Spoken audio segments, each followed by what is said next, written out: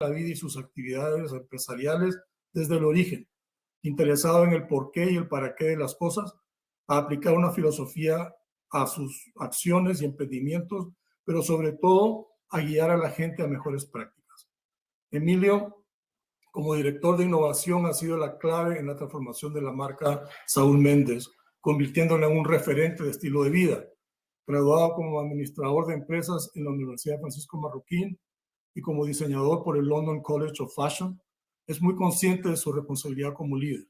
Ha creado diversas iniciativas públicas que van desde proyectos de transformación urbana como 4 grados norte en la ciudad de Guatemala hasta movimientos generadores de conciencia para despertar la participación ciudadana como Guateámala, Despertemos Guatemala, Tengo algo que dar y Nueva Narrativa.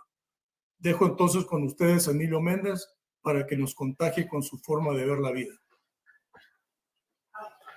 Muchas gracias, Raúl, por la introducción. Y la verdad es que cuando vemos ahí en la pantalla diseño ontológico, podría sonar un término un poco extraño, ¿verdad? Como que tal vez pudiera ser que lo hemos oído en alguna parte, pero no necesariamente mezclado con la palabra diseño. Y sobre eso vamos a hablar esta tarde, para ir entendiendo realmente qué hay detrás de este término y poder hacerlo de la manera más simple. Para poder hablarles un poco de mi trayectoria y de mi filosofía, creo que es importante hablarles un poquito de mi historia y contarles que de niño e incluso de adolescente realmente pensaba que la creatividad era algo que no estaba presente en mí, ¿verdad? Y cuando me tocó decidir a la hora de salir del colegio qué estudiar, ni siquiera se me ocurrió escoger entre las carreras que normalmente son asociadas más con lo que entendemos por creatividad.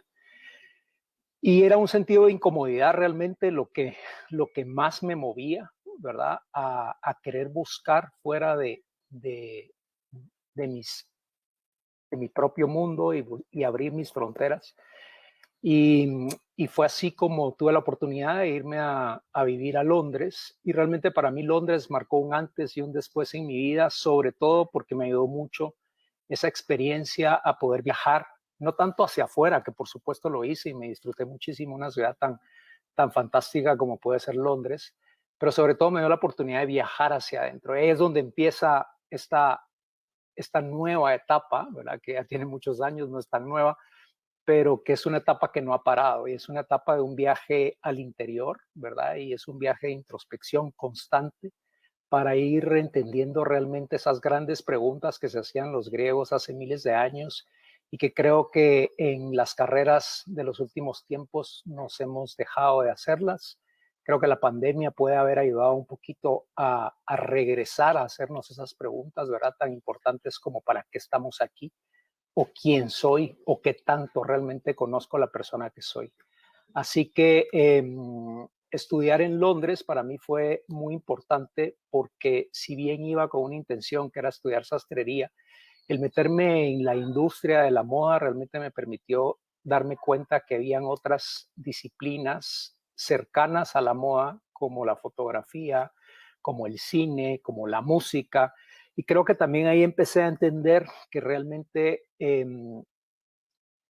somos seres multidimensionales, somos seres mucho más complejos de lo que probablemente hemos entendido, mucho más potentes de lo que nos han dicho, y que el circunscribirnos a una sola industria o a una sola área o a una sola profesión me parece que es cosa del pasado. Empecé intuitivamente a entender cuando les contaba sobre estas relaciones entre el mundo del cine, la fotografía, la moda y el diseño gráfico y el diseño industrial, y entonces me fui interesando realmente por entender campos que no eran los míos, y así fue como cuando regresé a Guatemala a trabajar en una empresa familiar que mi papá la había fundado en 1953. Yo soy el menor de 5 hermanos.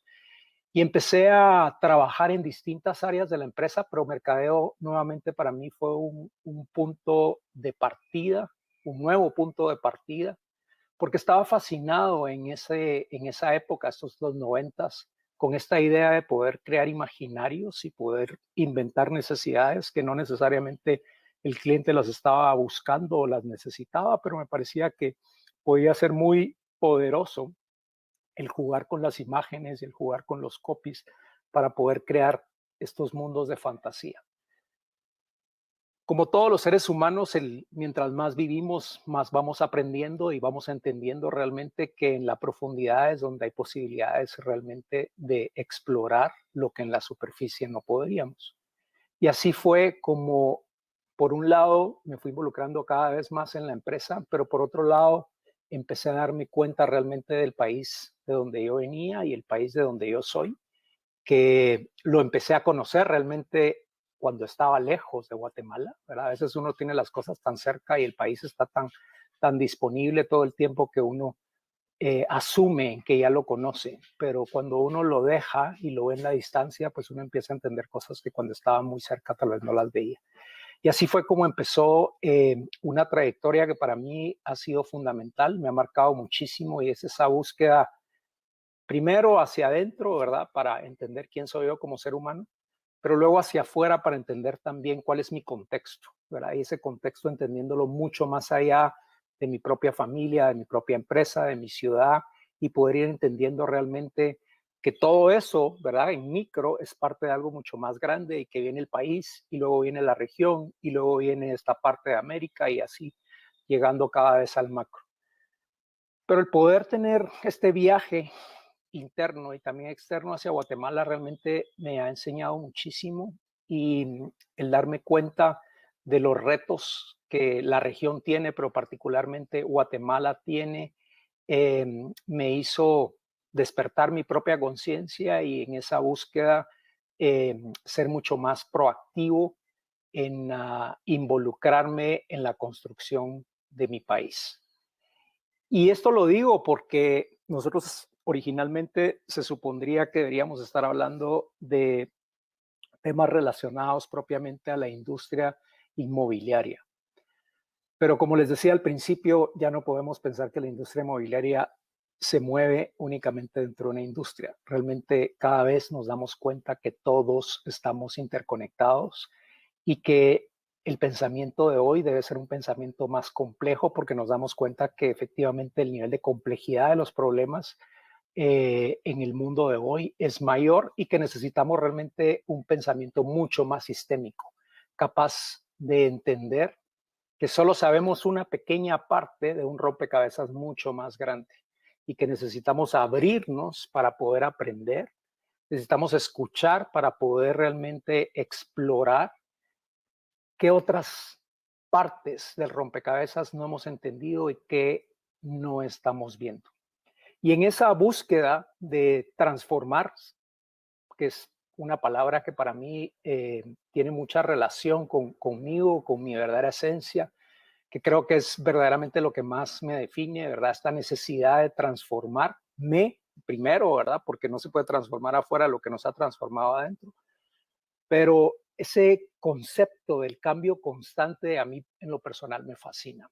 Y después de haber vivido en Europa, en donde uno tiene acceso a un espacio público normalmente de mucha calidad y donde gran parte de la vida se vive en la calle, normalmente en las grandes ciudades, pues los espacios donde la gente habita son relativamente pequeños o mucho más pequeños comparados a los que tal vez podríamos encontrar en las capitales de Latinoamérica. Pero lo que se cuenta en muchas de las ciudades europeas que nos encantan, como Londres, por ejemplo, como Barcelona, como París, ¿verdad? La misma Milano, que está transformándose mucho en los últimos años, tiene que ver mucho con esa posibilidad realmente de relacionarnos en el espacio público con nosotros, pero sobre todo con los otros. Y caminar, ¿verdad? Algo tan elemental como caminar se vuelve en gran medida lo que le aporta una calidad de vida más, más rica, ¿verdad? A nuestra experiencia. Cuando yo regresé a Guatemala, pues realmente empecé a resentir eso que en Europa era tan accesible como salir a la calle, como tomarse un vino en una calle, en una terraza. Y así fue como me di cuenta que en mi país realmente la idea de caminar era caminar como un placer era prácticamente inexistente, ¿verdad? O sea, la mayor parte de personas en aquel entonces, y todavía aún muchas, pensaban en el vehículo como su principal medio de locomoción.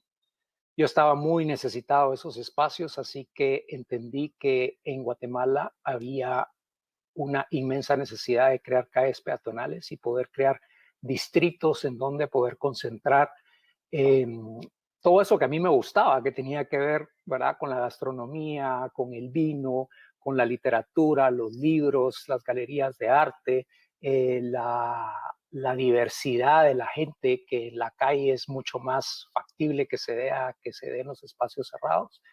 Y así fue como empezó un proyecto en Guatemala, 4 grados norte, que realmente marcó mucho la ciudad, la ha marcado en muchas maneras, ha sido un referente no solo para la ciudad de Guatemala y para otras ciudades de Guatemala, sino para otros puntos en Centroamérica y en Latinoamérica. Así que voy a compartir un video que aborda en 3 minutos qué fue lo que pasó en esta parte de la ciudad de Guatemala, en la zona 4, y cómo esa transformación, ¿verdad?, a partir de una necesidad, que yo creo que en gran medida la creatividad surge en buena medida por la necesidad, y cómo esa transformación fue dando luz y puertas a otras transformaciones. Así que si podemos compartir el video de 4 grados norte y así podemos verlo. Gracias.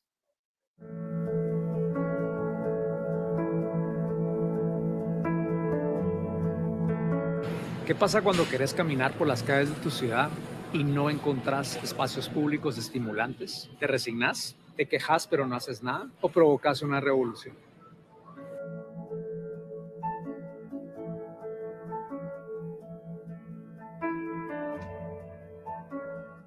Era el año 2000 y por alguna extraña razón me sentí atraído a caminar por estas calles de la zona 4.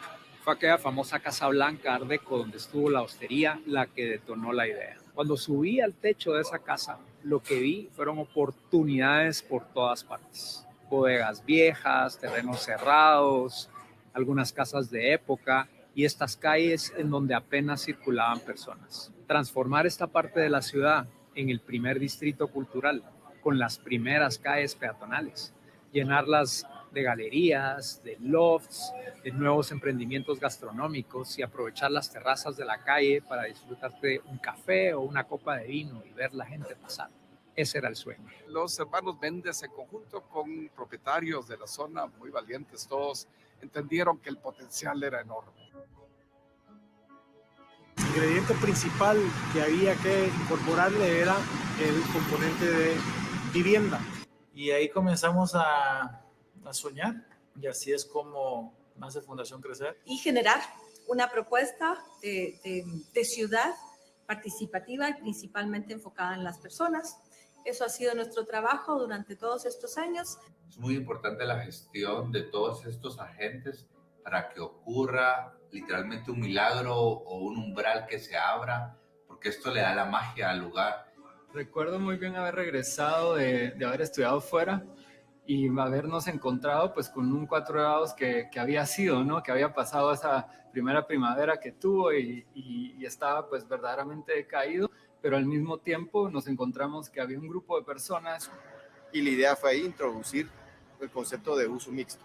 Y jalando gente, empezamos siendo de nuevo pocas personas, pero fuimos jalando a gente otra vez, cada quien a su manera, y se fue creando esa comunidad, que ahora ya somos muchos. Entonces el TEC realmente fue como el pionero de esta nueva etapa. La magia de Zona 4 es que es un oasis adentro de esta ciudad. Que realmente el proyecto se integre a lo que es la ciudad y al futuro de la ciudad.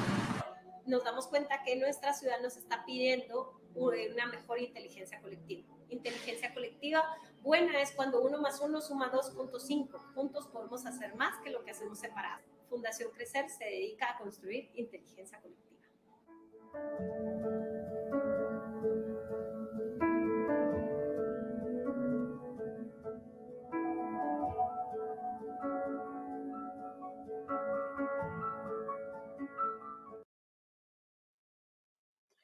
Y así podemos ver cómo una idea a partir de una necesidad que en aquel momento era caminar, poder tener espacios públicos de calidad y poder encontrarnos en la calle y reconocernos, ¿verdad? Porque eso es lo maravilloso realmente del espacio público, que es donde efectivamente puede surgir y desarrollarse una verdadera ciudadanía.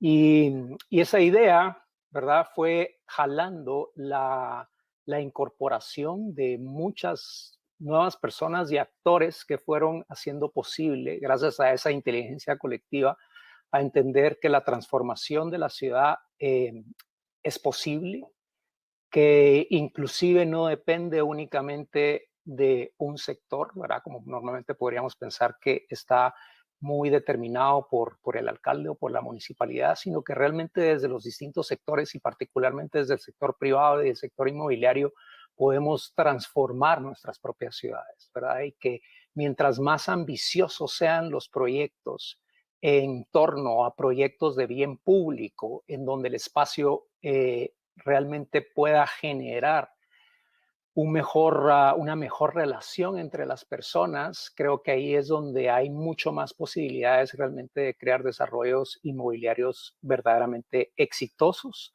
tanto a nivel económico como a nivel social, humano y por supuesto también a nivel ambiental, ¿verdad? Porque la visión se expande y nos damos cuenta que no es suficiente que el proyecto hacia adentro luzca bien, no es suficiente que tenga todos estos elementos y estos atributos para volverlo glamoroso, lujoso, si en el fondo el proyecto no está concebido realmente para que el ser humano, los seres humanos puedan interrelacionarse de una manera en donde puedan sentirse bien y mejor de lo que se podrían haber sentido si ese espacio no hubiera sido diseñado de esa manera.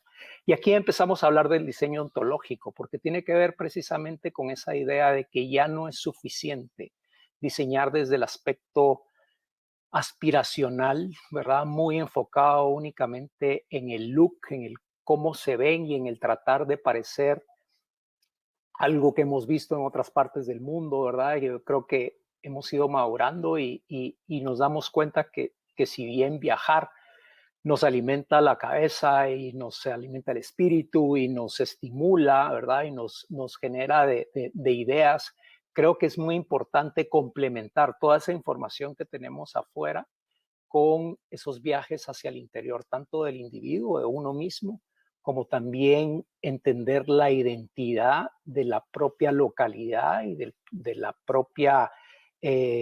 propio sentido de territorio desde donde estamos operando.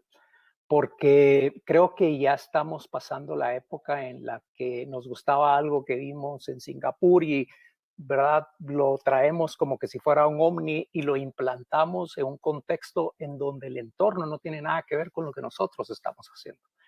Me parece que realmente el reto ahora es poder crear desarrollos que nazcan con la idea de ser mucho más expansivos y mucho más impactantes, no solo desde el aspecto visual, estético, sino impactantes literalmente en poder generar una mejor calidad de vida para los habitantes y los usuarios propiamente del nuevo desarrollo, pero también de los habitantes y de los usuarios en torno al desarrollo, porque es ahí donde yo creo que verdaderamente se vuelve mucho más holístico el proceso, se vuelven mucho más interesantes nuestras empresas y nuestros productos, porque estamos desarrollando el país y realmente Latinoamérica entera tiene un potencial gigantesco.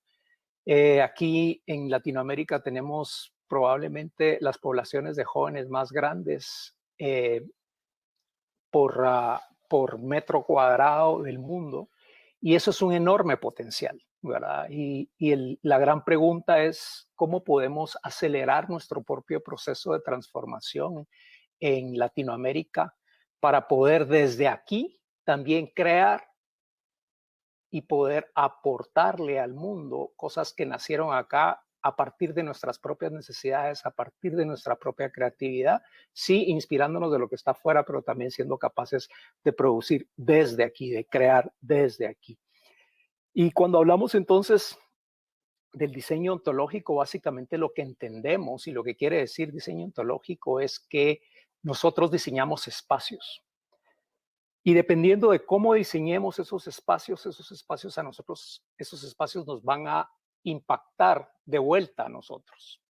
Y eso es muy poderoso porque nos damos cuenta que tenemos el poder de autoimpactarnos a través de lo que nosotros creamos y en este caso específicamente a través de los proyectos, ¿verdad? Proyectos de desarrollo. Entonces, ¿cómo hacemos?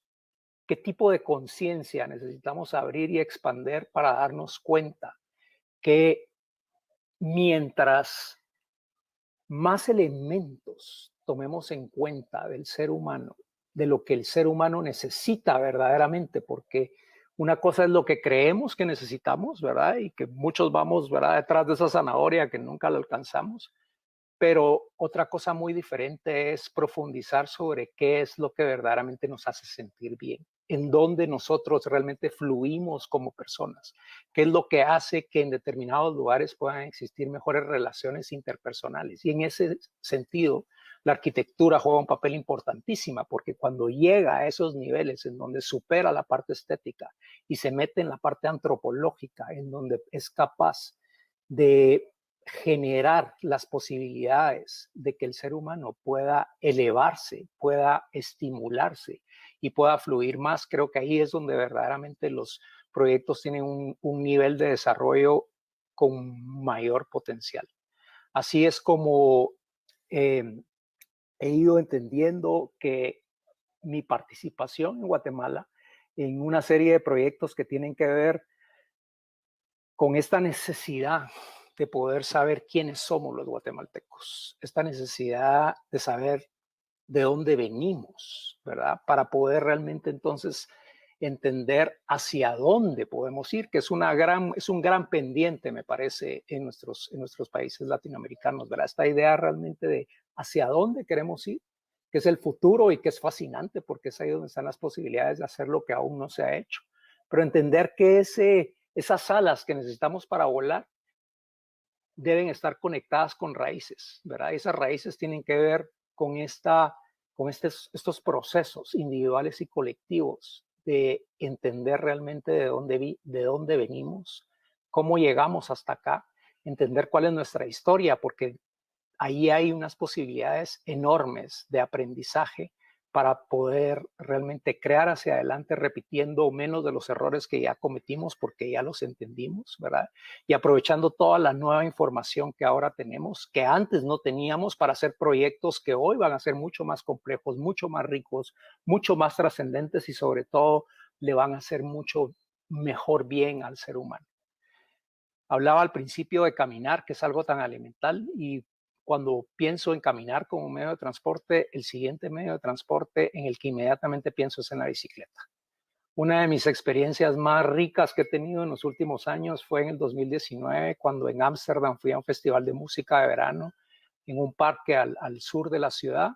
Era un festival de día que empezó probablemente a las 3:30 de la tarde. En verano, pues sabemos que en Europa oscurece mucho más tarde, o sea que a las 11 más o menos ya estaba oscuro y el festival terminó a las 2 de la mañana.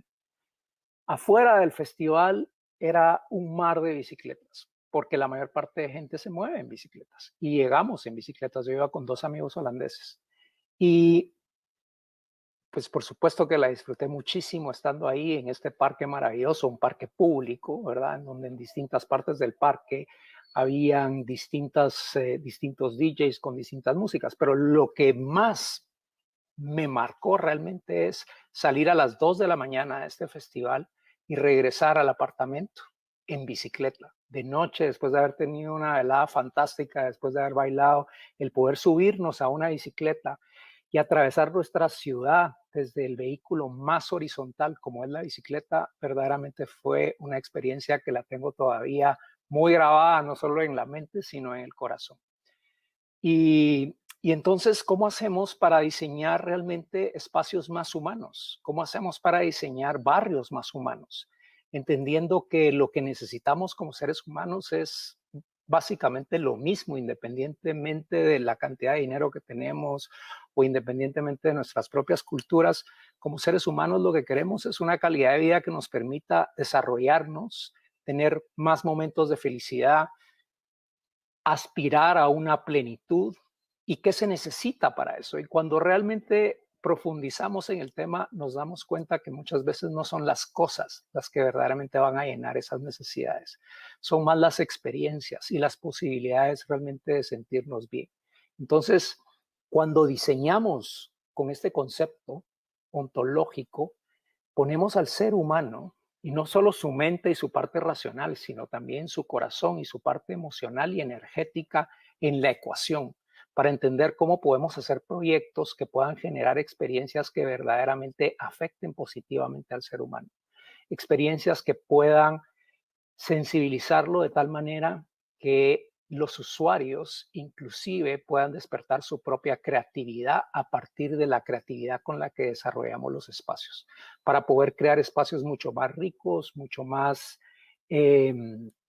generosos, ¿verdad? Mucho más amables. Entonces, me parece que estamos ya en un momento en donde hemos aprendido mucho, ¿verdad? Si vemos para atrás lo que hemos hecho, y el ser humano ha sido capaz de hacer cosas maravillosas, ¿verdad? Y edificios bellísimos, ¿verdad? Pero nos toca en este momento de la historia y sobre todo después de un año como el 2020, recuestionarnos realmente para qué vamos a hacer los proyectos y cómo los proyectos que vamos a hacer pueden realmente impactar a la persona en lo individual, pero sobre todo a nivel colectivo. Y voy a compartirles otro video precisamente en torno a todo esto que estamos hablando, de lo importante que es esa conexión entre la mente y el corazón a la hora de crear, a la hora de diseñar y a la hora de proyectar nuevos proyectos. Es la idea de la transformación lo que le da sentido y propósito a mi vida. Esa posibilidad de transformar lugares, espacios, mentes, ambientes y traducirlo en proyectos físicos propios, pero también proyectos para otros, ha estimulado mi creatividad desde que regresé a Guatemala después de haber estudiado en Inglaterra.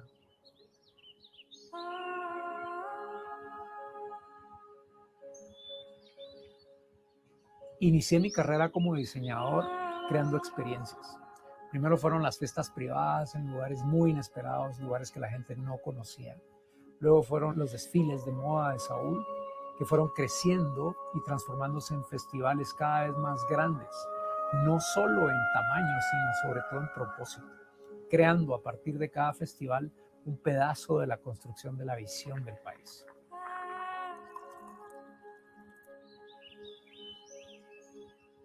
Me fascina diseñar ambientes y espacios, y Saúl me ha permitido crear una plataforma de experimentación, transformando casas y diseñando conceptos, tiendas, restaurantes. Estoy enamorado de la arquitectura, que me permite crear y diseñar a diferentes escalas, desde casas privadas y oficinas hasta espacios públicos, colaborando con otros proyectos con lo que mejor sé hacer, el diseño ontológico.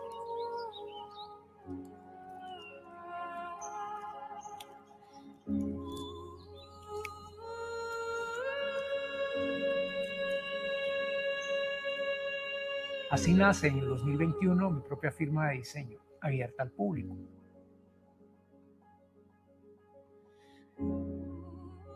Donde nuestros servicios van desde reconceptualizar y diseñar espacios en casas privadas y en edificios hasta proyectos de transformación urbana. Las casas necesitan hoy evolucionar para transformarse también en centros de trabajo, en refugios y en lugares de entretenimiento, porque mucho de lo que antes hacíamos afuera, ahora lo hacemos en casa.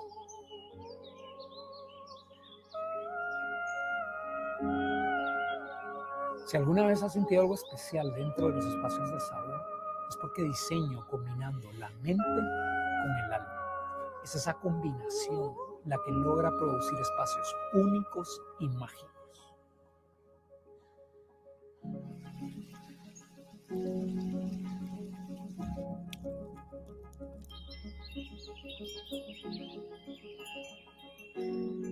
Amo el diseño y la arquitectura como herramientas para crear y transformar espacios que nos transformen a nosotros. Cuando los espacios están diseñados conectando la mente con el corazón, somos capaces de crear espacios que nos estimulan y que sacan de nosotros nuestra mejor parte.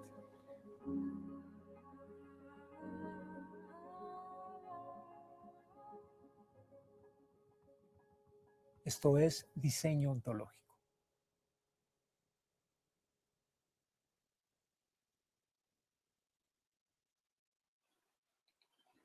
Y como vemos, realmente lo que necesitamos para poder fluir y para poder elevarnos como seres humanos tiene que ver mucho con lo más esencial.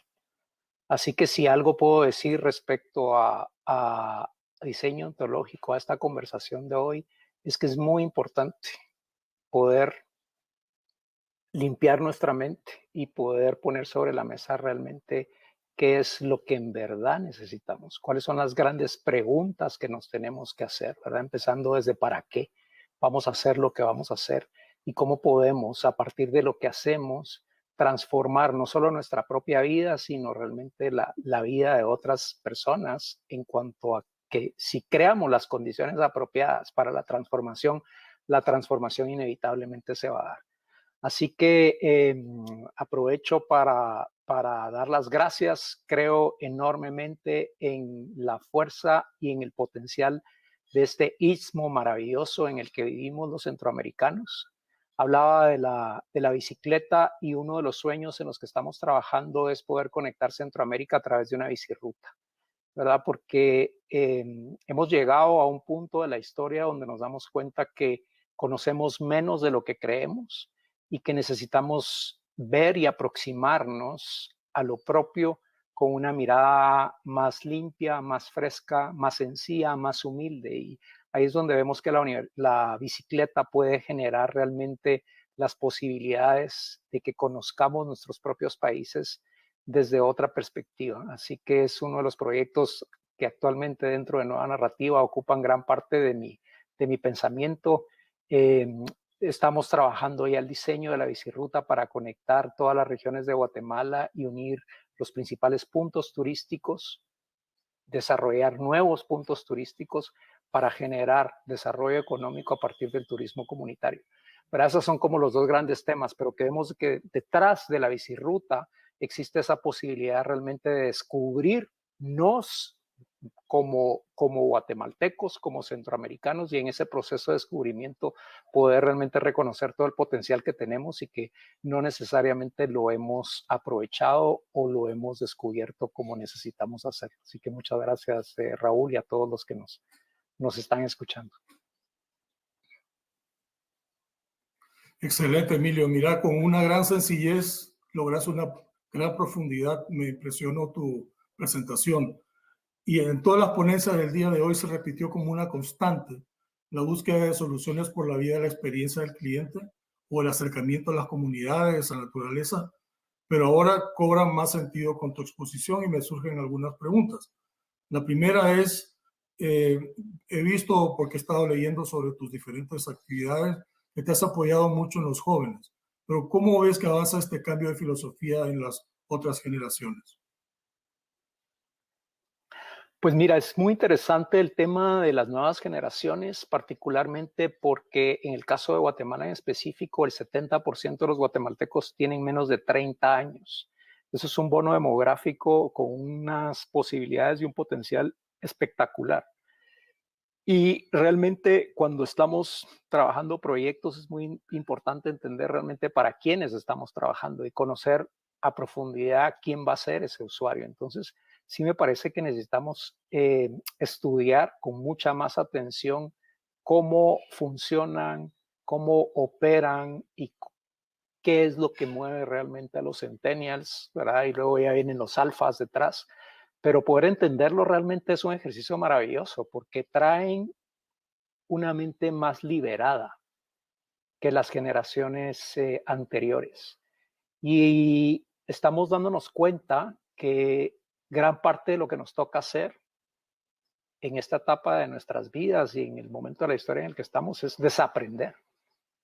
¿verdad? A los que ya hemos pasado pues, más tiempo en este juego. Entonces, me parece que el poder combinar la experiencia de lo que ha funcionado y también de lo que no ha funcionado, con una mente más libre, más liviana, con todas las herramientas que los jóvenes ahora naturalmente están conectados de una forma automática. Y también con esa libertad y con esa apertura que los jóvenes tienen para entender que la diversidad, por ejemplo, es algo mucho menos tumultuoso de lo que es para las generaciones mayores. Entonces, creo que hay unas oportunidades muy grandes para las próximas generaciones, pero definitivamente necesitan herramientas. Y cuando digo herramientas, no me refiero solo a herramientas tecnológicas, que esas cada vez las vemos con mayor imponencia. Me refiero sobre todo a herramientas que les permitan poder liberar su propio potencial creativo y poder encaminar toda esa energía en la transformación, porque si algo necesitamos hacer realmente, yo creo que en todo el mundo, pero particularmente en esta parte del mundo que tiene un potencial, Guatemala es uno de los 20 países más mega biodiversos del planeta. O sea que las posibilidades realmente y el futuro que puede tener un país como Guatemala, si lo entendemos desde esa perspectiva, desde esa riqueza y con un 70% de población menor de 30 años, realmente puede ser muy poderoso. Pero sí necesitamos las generaciones mayores tener mucha apertura, mucha humildad para entender que hay muchas cosas que nosotros ya no sabemos o todavía no sabemos y que probablemente el complemento con estas generaciones más jóvenes es lo que necesitamos realmente para poder hacer lo que en otros momentos o en otras etapas de la vida no se pudo haber hecho. Excelente. Con solo 5 segundos, solo me queda agradecerte, Emilio, y despedirnos y ojalá podamos vernos personalmente. Muchas gracias. Gracias a ti, Raúl, y gracias a todos los organizadores. La verdad que un gusto compartir con ustedes y tenemos verdaderamente una región espectacular enfrente de nosotros, en nuestras manos por transformar. Gracias, Emilio. No solo una región espectacular, sino una disposición para hacer cosas diferentes, pensando desde un lugar más sano para todo el mundo, que es una maravilla. Ojalá podamos expandir esta idea lo más posible en el universo. Un placer escucharte, Emilio. Muchísimas gracias por tu tiempo. Raúl, gracias por tu colaboración. Sé que nos quedamos sin tiempo y había algunas otras preguntas que querías hacerle a Emilio, así que bueno, ya tendremos alguna revancha. Bien, seguimos nosotros con nuestro siguiente panel.